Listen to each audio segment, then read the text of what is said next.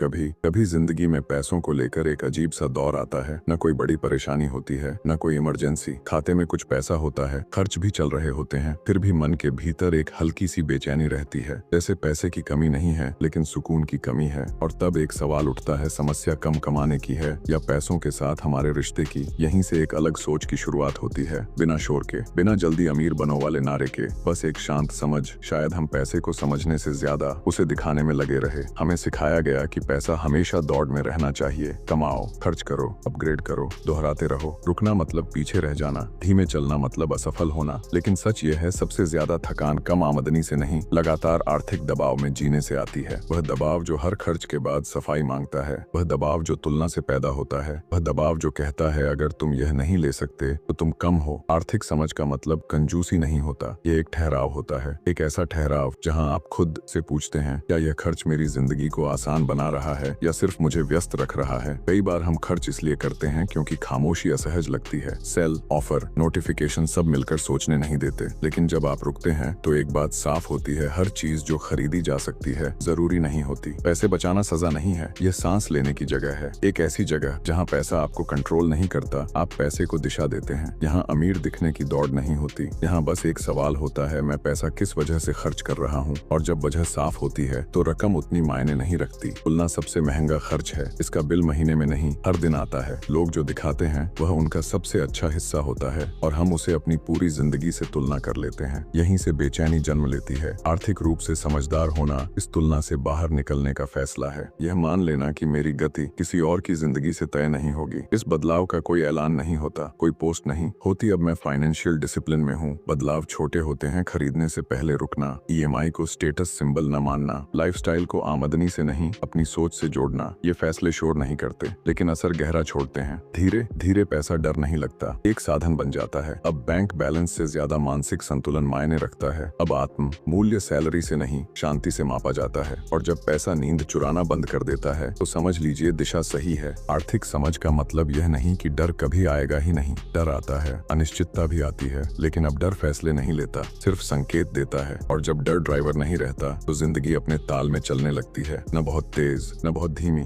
बस संतुलित। ये कोई आखिरी मंजिल नहीं है, नहीं कोई गारंटी, ये बस एक शांत चुनाव है, पैसे के साथ ईमानदार रहने का, खुद के साथ सच्चा रहने का। अगर आज आपकी आमदनी कम है लेकिन सोच साफ है तो आप पीछे नहीं हैं, आप बस अपने इरादे से आर्थिक रूप से जागरूक हैं। और कभी कभी इतना ही काफी होता है।